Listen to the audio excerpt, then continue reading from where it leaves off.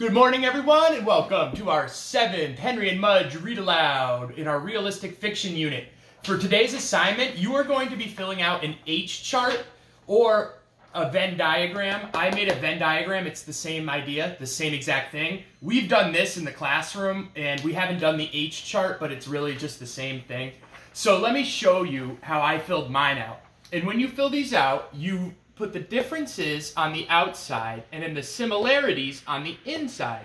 So you remember doing the character trait sheet about Henry. So we know a lot about Henry. We've read a lot of the books. So let me show you what I put. The differences: Henry's young, I am old. Henry has a dog, I have a cat. Henry's impatient, and I am patient. Henry's a student, I'm a teacher. I could have probably thought of a couple more, but those are kind of some of the main ones. And then the similarities, the things we have in common. We are both males, or boys. We love animals. We are both fun. We love to have fun. We both have a lot of energy. We're energetic. And we both get bored easily. I think that Henry is always bored. He's always looking to do something. I'm similar in that way. I always like to do things like Henry does. I could have come up with even more in the same category, and I think you'll probably do the same. You'll probably have more in common with Henry than different, but you should be able to put a couple differences in there. So if you want, you could fill out the H chart, or you can make the Venn diagram, or you can list it in whatever way you want, but make sure you are saying what's different about you two, and then what's the same. That's our assignment for today, and then I'm going to read us another Henry and Mudge. This is called Henry and Mudge in the Green Time.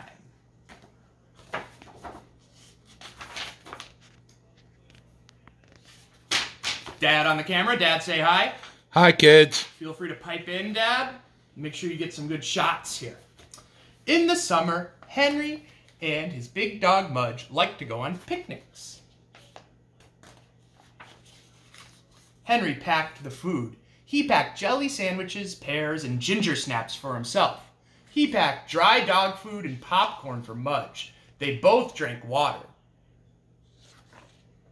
One Sunday, they went to the park for a picnic. Henry put all the food on a picnic table while Mudge chased some ants under a tree.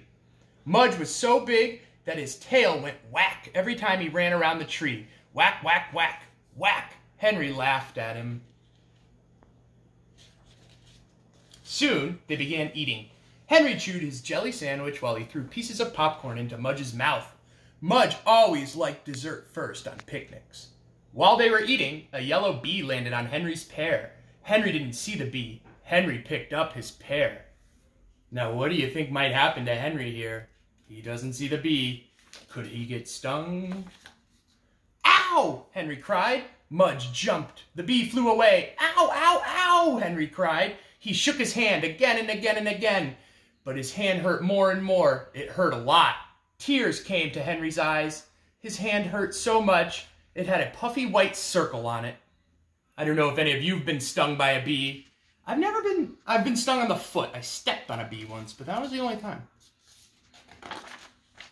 Henry just had to cry. He sat down beside Mudge and held on to his hurting hand and cried. Mudge sniffed Henry's hair. Mudge sniffed Henry's hand. Mudge put his big nose in Henry's ear, but Henry kept crying. And you'll notice dogs, they can sense when you're sad. So I think Mudge is a really good dog. He can tell Henry's sad and he's trying to help. Then Mudge licked Henry's face. Mudge liked the taste. It was salty. So Mudge licked Henry's face again and again and again. Every tear that Henry cried, Mudge licked away. Henry cried, Mudge licked, and the hand hurt. But in a while, the hand stopped hurting. Henry stopped crying, and Mudge stopped licking. Henry looked at Mudge and smiled. It worked. Mudge made him feel better. Henry picked up a ginger snap. He took one bite and gave Mudge the rest. Thanks, said Henry. Mudge wagged his tail and waited for another cookie. The bath. On hot days, Henry liked to give Mudge a bath. Henry liked it because he could play with the water hose and because he could cool off. Mudge hated it.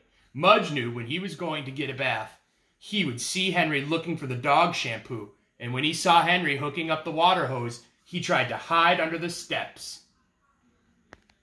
He's not doing the best job hiding. But it never worked. Henry would take Mudge into the front yard, in the sun, and he would hose him down.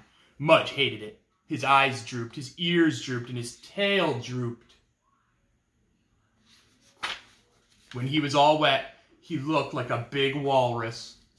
Henry laughed at him. Then Henry would soap him up.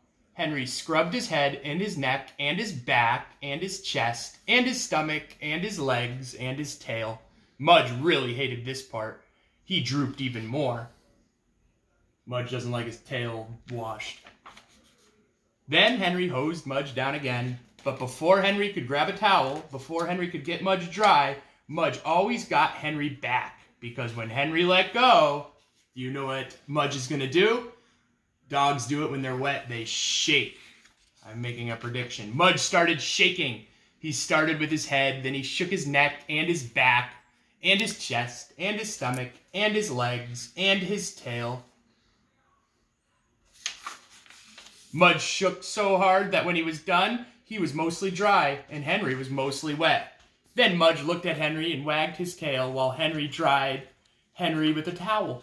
So Henry had to dry himself. The green time. Beside Henry's house was a big green hill. Late on summer days, Henry and Mudge went to the top of the green hill. They looked down. They saw Henry's white house. They saw Henry's blue bike. They saw Henry's wooden swing. On the top of the green hill, Henry felt big. He felt like a king. He saw his things below him, and he felt very big. I think Henry's using his imagination. That's a similarity. We're both imaginative. We're good. We have good imaginations. I would say I have that in common with Henry. We're learning more about him every book we read. "I'm king of the green hill," Henry said. He looked at Mudge. "You are my dragon." Mudge wagged his tail. "Your name," Henry said, "is Fireball." Mudge wagged again. "And you are very scary," Henry said. Mudge wagged some more. Oh, look at Mudge as a dragon. Henry's using his imagination. Henry and Mudge marched all over the top of the green hill. They met other kings who had dragons. They chased them away. They met monsters. Mudge ate them. They marched and marched till they could march no more. Now, this is realistic fiction, even though dragons aren't real, because Henry's just using his imagination. This is not really happening. He's just imagining this. Then they found a magic tree on the green hill. It was a tree for kings and dragons who were tired. Henry and Mudge sat down under the tree. Henry put his arms around Mudge. They were glad for a magic tree. They closed their eyes. And a boy and a dog slept together on the green hill in their green time. I like that story. That might have been one of my favorite Henry and Mudges so far. I hope you enjoyed it. We have one more Henry and Mudge that I'll read for you tomorrow, and then we'll start a different realistic series. You'll be writing your own realistic fiction series, so you're developing your character now. I will read another book for you tomorrow.